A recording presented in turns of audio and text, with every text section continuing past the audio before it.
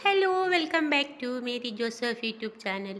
ഇന്ന് രാവിലെ കിങ്ങിണിക്ക് വട്ടിളകി. ഞാൻ നടക്കാൻ പോയിട്ട് വരുമ്പോൾ മകൻ വല്ലാണ്ട് കരയുന്നു. എന്താ സംഭവം നോക്കുമ്പോൾ അവൾ കെട്ടിയെടുത്ത് നിന്ന് അവൾക്ക് സ്വന്തം അഴിക്കാനൊക്കെ പഠിച്ചെന്ന് തോന്നുന്നു. സ്വന്തം അഴിച്ച് അവൾ നട്ടതൊക്കെ തിന്നാൻ തുടങ്ങുന്നു. പിന്നെ അവൾക്ക് 2-3 ദിവസമായിട്ടൊരു ഇളക്കം കണ്ടു. വാവിൻ്റെ ഇളക്കാന്ന് തോന്നുന്നു. അപ്പം പിന്നെ ഞാൻ ആ മീറ്റിംഗ് ചെയ്യുന്ന ചേട്ടനോട് പറഞ്ഞു, ഇവൾക്ക് വല്ലാത്ത ഇളക്കം കാണുന്നുണ്ട്. അപ്പം പുള്ളി ഓട്ടോയ്ക്ക് വന്ന് കൂട്ടിയിട്ട് പോയി. അവിടെ പോയിട്ട് എന്താക്കിയോ അവൾ അതുപോലെ തിരിച്ചു വന്നു. ഏതായാലും ഞാൻ വിചാരിച്ചു ഒരു പണിഷ്മെൻ്റ് ആവട്ടെ. പറമ്പിൽ കെട്ടി വെച്ചിട്ടുണ്ട് അമ്മേനെ മോനെ, ഇന്ന് അവിടെ നിൽക്കട്ടെ. അധികം നമ്മൾ സേഫ്റ്റിയും സുഖവും കൊടുക്കുമ്പം കൂടുതൽ വഷളാകുന്നു. രണ്ടിനും ഒരു പണി കൊടുത്തിട്ടുണ്ട്. അധികം കളി കളിച്ചാൽ അവളുടെ ദിവസം എണ്ണപ്പെട്ടിരിക്കുന്നു രണ്ടുപേരുടെയും. അത്രയേ എനിക്ക് പറയാനുള്ളൂ. ആ മുട്ടൻ നല്ല ഇനത്തിൽപ്പെട്ടതാണ് ജമുനപ്യാരി. വളർത്താൻ താല്പര്യമുള്ളവർ ആരെങ്കിലും ഉണ്ടേ വാങ്ങിക്കോളൂ. പിന്നെ കൊല്ലാൻ കൊടുക്കുന്നത് നിവൃത്തിയില്ലെങ്കിൽ ഞാൻ ഒഴിവാക്കും, രണ്ടിനെയും ഒഴിവാക്കും. കുറേയൊക്കെ നമ്മൾ ക്ഷമിച്ചു സഹിച്ചു, ഒരു ജീവിയല്ലേ എന്ന് വിചാരിച്ച്. ഒരു പരിധി കിടന്നാൽ പിന്നെ ഗെറ്റ് ഔട്ട്, അത്രയേ ഉള്ളൂ.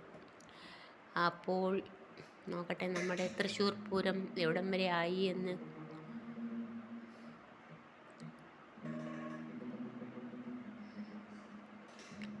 ചൂടിനെ നേരിടാൻ പ്രതിരോധ പ്രവർത്തനം. പൊതു ഇടങ്ങളിൽ വെള്ളം ORS ഉറപ്പാക്കും.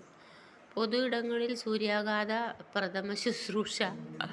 വിവിധയിടങ്ങളിൽ തണ്ണീർ പന്തൽ സജ്ജമാക്കും. മഴവെള്ള സംഭരണം ഉറപ്പാക്കും.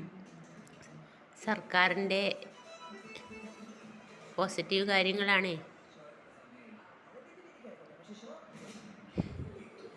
പ്രകൃതിയോട് മനുഷ്യർ ചെയ്യുന്ന പുതിയ നിർമ്മാണവും വനനശിപ്പീരും എല്ലാം പ്രകൃതി തിരിച്ച് പണി തരുന്നതാണ് നമുക്ക്. അല്ലാണ്ട് പറഞ്ഞിട്ട് കാര്യമൊന്നുമില്ല. അതുകൊണ്ട് പ്രകൃതിക്കനുസരിച്ച് ജീവിച്ചാൽ നമുക്ക് കുറച്ച് നാളും കൂടെയൊക്കെ ജീവിക്കാം.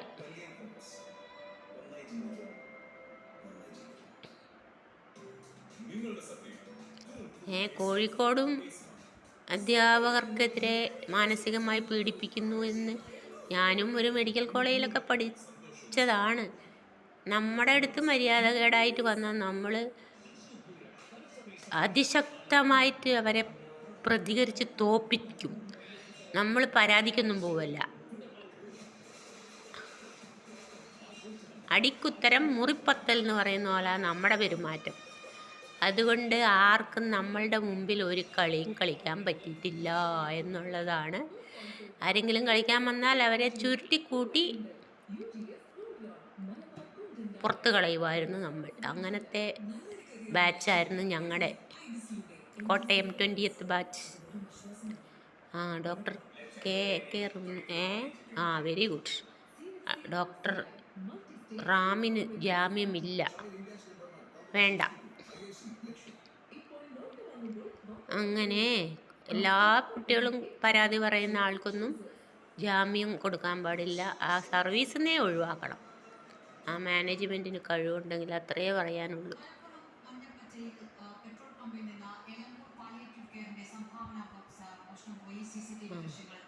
പാലിയേറ്റീവ് കെയറിൻ്റെ സംഭാവന ബോക്സ് വരെ അടിച്ചുകൊണ്ട് പോകുന്നു. പിന്നെ എന്ത് പറയാനാ.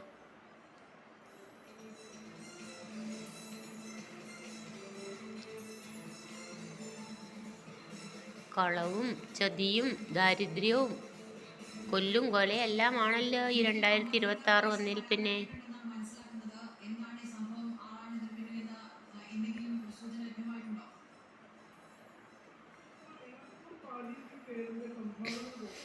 പാലിയേറ്റീവ് കെയറിൻ്റെ പിന്നെ അയ്യപ്പൻ്റെ സ്വർണം മോഷ്ടിച്ചപ്പം പിന്നെ പാലിയേറ്റീവ് കെയർ എന്ത് കാര്യമല്ലേ.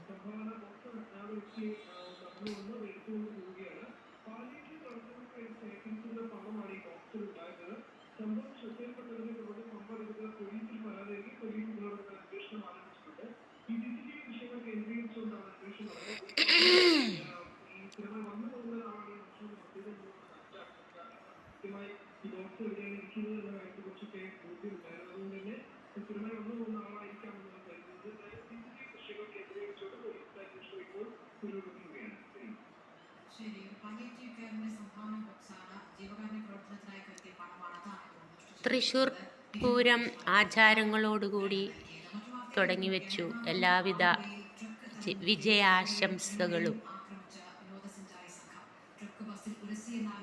ഓക്കേ,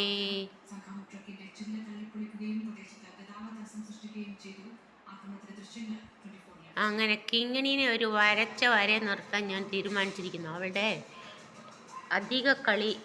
അധിക പ്രസംഗം എൻ്റെ അടുത്ത് നടക്കൂല എന്ന് അവളെ ഞാൻ പഠിപ്പിക്കാൻ പോവുകയാണ്. ഇത്ര നാൾ അവളെ വളരെ കെയറായിട്ട് നോക്കി, അവൾക്കും ഒരു മര്യാദയൊക്കെ വേണ്ടേ.